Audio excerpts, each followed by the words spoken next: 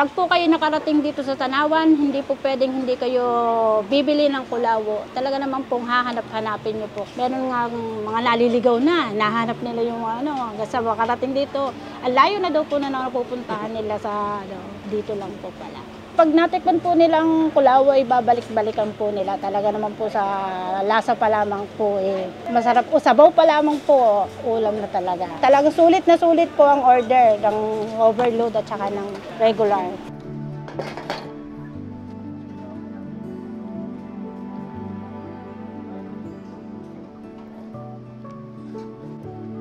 Ako po si Ami Lindoria. Ako po ay anak ng may-ari nitong Binas Kulawo. Ang pangatlo po ako sa magkakapatid. Nag-start po to 1971. Actually po si mother po sa Maynila pa po dati siya nagtitinda. Ang tinda niya po ay yung mga pata ng baka, ng kalabaw. Yun pa po siya nagtitinda. Tapos po, marami na rin po kami naging pwesto. Simula po doon sa unahan po ng wrap and carry. Dito po nag-start kami 2015. Dito po kami inilipat hanggang sa ngayon po. Diyan na po kami binuhay ng aming mother and father.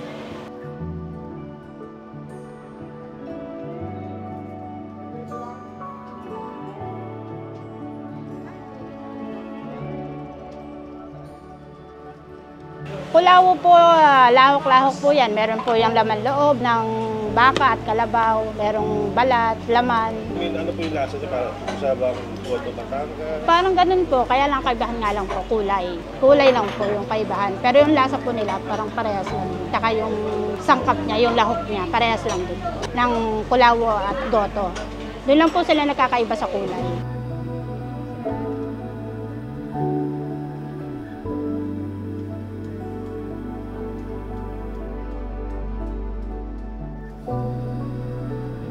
Masarap po ang aming kulawo.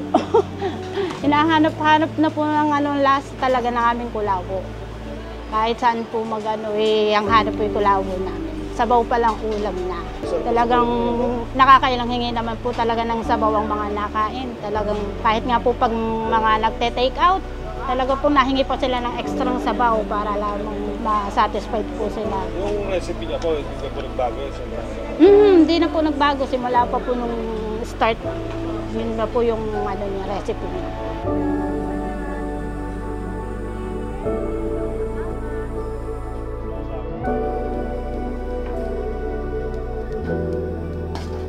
Siguro sa isang araw, naubos po kami ng 60 to 70 kilos. Sa gabi naman po, mga 40. Siguro naubos kami ng mga 100 kilos. Siguro po. Tulad po niyang aming balat, yan po ay 75 kilos. Yung towel namin ay 10 kilos. Tapos po yung atay, 10 kilos din. Tapos po yung taba, 10 kilos din. Basta siguro ubos po kami sa isang araw ng 100 kilos.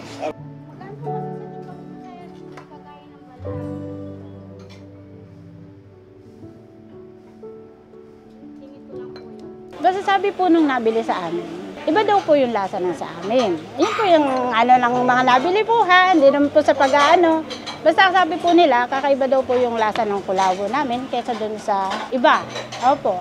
Kasi may talaga naman pong pag nabili sa amin at halimbawa po kakunti na yung aming tinda. Talagang kahit po dito pa rin po sila nabili kasi nga daw po, iba ang lasa ng aming kulawo.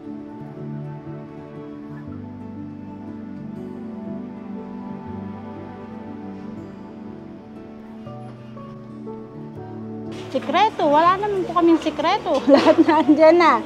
Siguro lang po talagang hinahanap ng tao. Talagang kilalang kilala na rin naman po. Hindi na rin po binagong nakagisnan na. Nasimula pa ng mag-umpisa, yun na po. Tsaka yung dami na serving, tsaka yung dami ng lahok. Kasi kami lang yung may madaming lahok dito eh. Ang order po niya, 60 po yung regular, 100 po yung overload. Tapos bukod po yung rice, separate po yung rice, 15 pesos po yung rice. Sa overload po, lahat po ng namin nakalagay doon. May laman, atay, towel, taba, tapos binubong.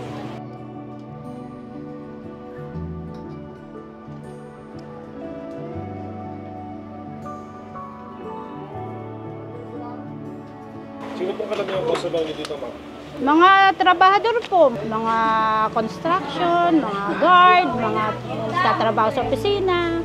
May mga dumadaya na rin po. May nadayong katulad kahapon po, Tagalian, Batangas, dumayo po dito. Napanood nga daw po nila sa mga vlog. Meron din pong taga Kalamba, meron din taga Maynila. Dinadayo po yung ano namin. Nakikilala na po sa buong Pilipinas. Masaya po, tsaka overwhelmed naman po.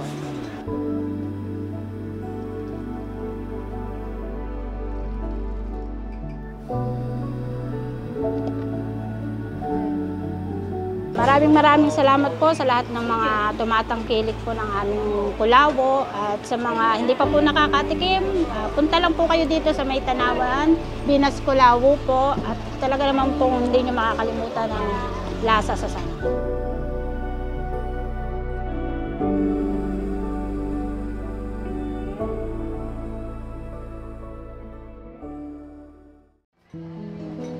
Yung ano ko dito?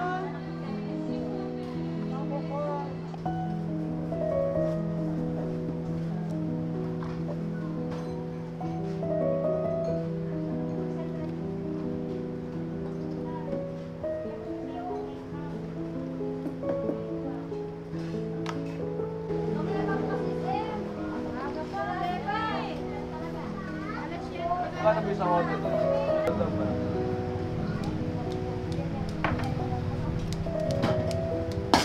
Kumpleto na yan. Yes, sir. Lahat yung baka po. Kasi naman po, may lawak po kami talaga.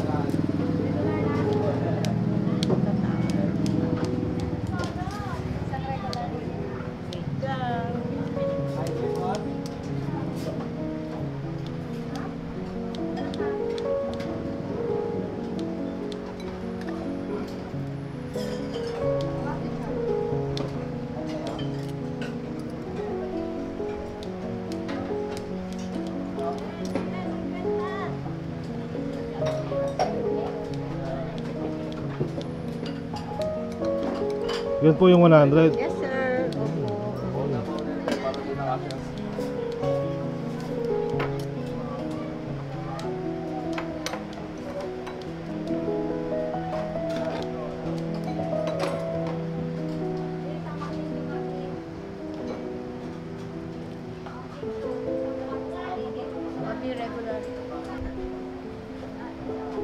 Regular.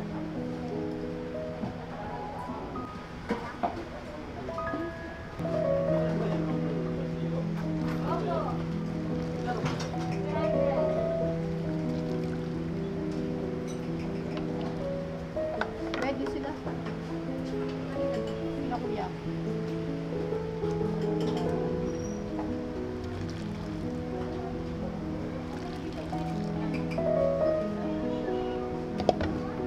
Ode.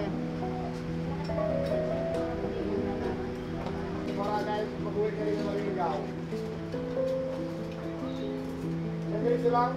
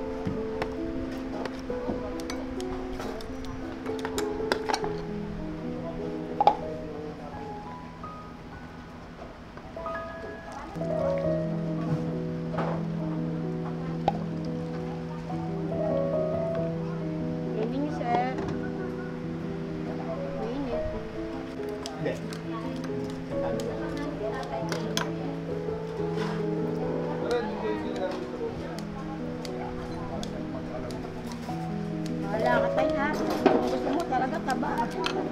Lagyan ko kapatid lang. pa mo.